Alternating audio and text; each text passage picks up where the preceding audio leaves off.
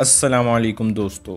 बहुत से ऐसे लोग हैं जो पेशन गोइयाँ करते हैं। ये एक इल्म है, मगर कुछ लोग इन पर इस बात से एतराज़ भी करते हैं कि इनको अपने अगले मिनट का इल्म नहीं है और इनकी पेशन गोइयाँ सिर्फ फर्जी होती हैं। क्या वाकई किसी की पेशन गोइयाँ सही साबित होती हैं?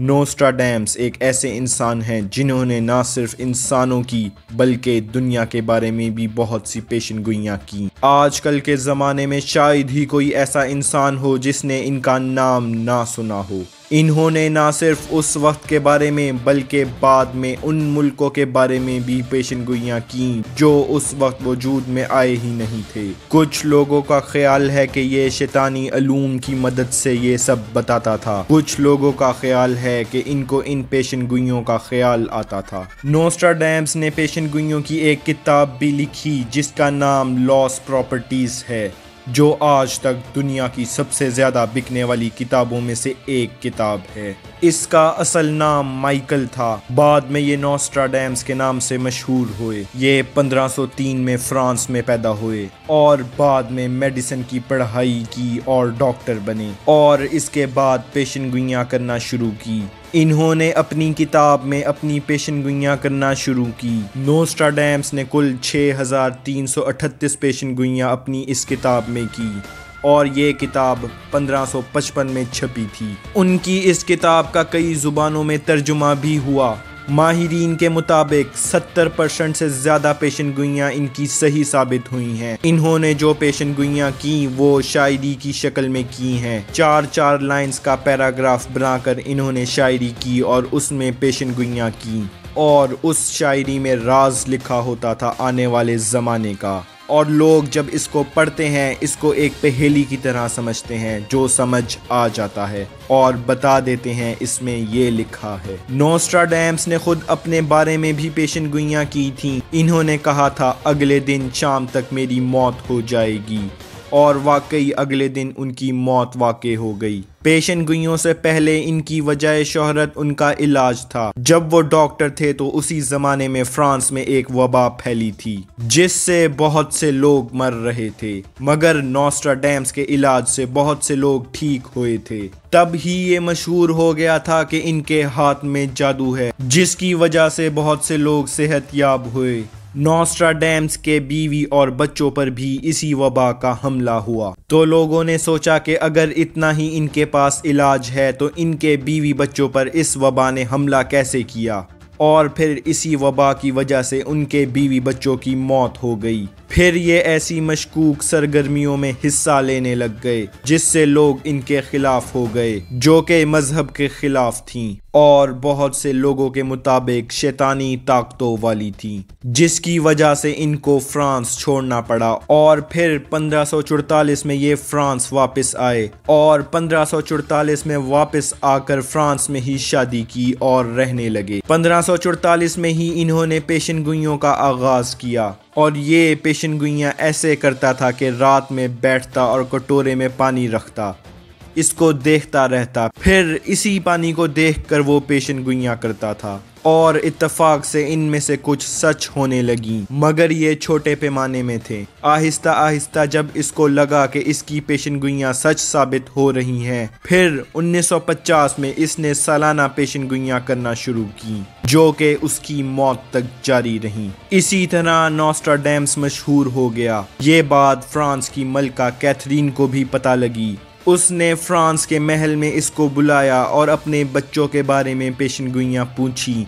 उसके बाद अपने महल में ही इनको रख लिया। इसके बाद नोस्ट्राडैम्स फ्रांस के महल में ही रहे। नोस्ट्राडैम्स ने बहुत सी चीज़ों की पेशन गोइयाँ की, चाहे किसी बड़े सदर की मौत हो, कोई वर्ल्ड वॉर हो, कोई कुदरती आफत हो, यहाँ तक कि 2020 जो कि हमारे लिए सबसे बुरा साल था, इसकी पेशन गोई भी नोस्ट्राडैम्स ने की हुई थी। अभी हम 2021 में हैं और 3097 तक इनकी किताब में पेशन गोइयाँ मौजूद हैं।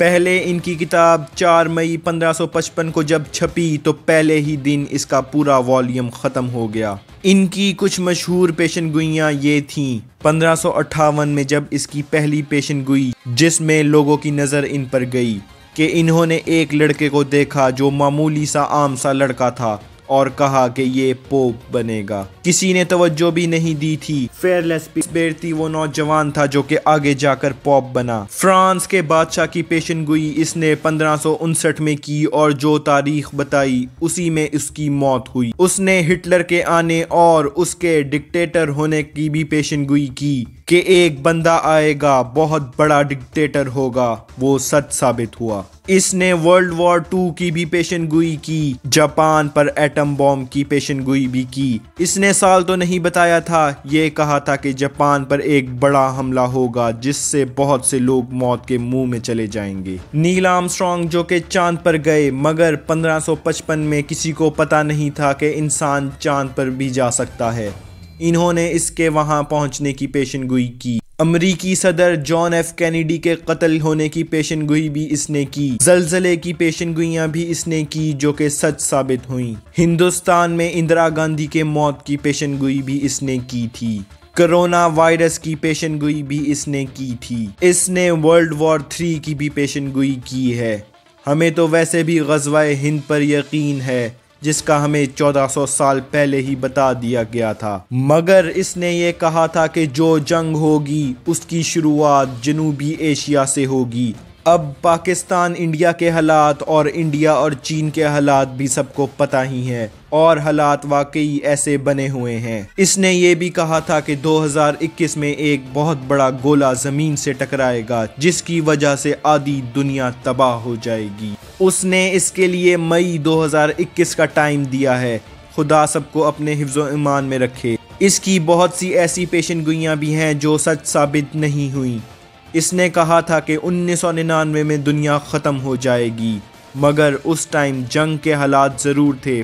पाकिस्तान इंडिया की कारगिल वॉर भी हुई, मगर ऐसा कुछ नहीं हुआ, मगर दुनिया ख़त्म नहीं हुई। उसने कहा था कि 2012 में दुनिया ख़त्म हो जाएगी। इस पर इंग्लिश फिल्में भी बनी, मगर ऐसा कुछ नहीं हुआ। उसने 1 जुलाई 1565 को कहा था कि कल का सूरज निकलने से पहले मैं जिंदा नहीं होऊंगा, और वाकई 2 जुलाई को उसकी मौत हो गई। मगर उसको उस टाइम बहुत सी बीमारियां थीं। बाद में पता चला कि उसकी मौत हार्ट अटैक से हुई। 2021 में मई में खला में एक टुकड़ा ज़मीन से टकराएगा, ये नासा ने भी कहा है। KS-1 नामी एक एस्ट्रोनॉइट मई में ज़मीन से टकरा सकता है। कहा जाता है कि जो हिरोशिमा पर एटम बॉम्ब गिरा ये इससे 15 गुना ज़्यादा ताकतवर होगा, जिससे दुनिया तबाह हो जाएगी। मुसलमान होने के नाते हमारा इस बात पर यकीन नहीं है क्योंकि हम मुसलमान हैं और अभी तो ग़ज़वाए हिंद भी बाकी है। खुदा हम सब के ईमान की हिफाजत करे, आमीन। तो दोस्तों, ये थी हमारी आज की वीडियो। मज़ीद ऐसी वीडियोस देखने के लिए सब्सक्राइब करें हमारे चैनल को और बेल आइकन पर क्लिक करें। शुक्रिया। अल्लाह हाफ़िज़।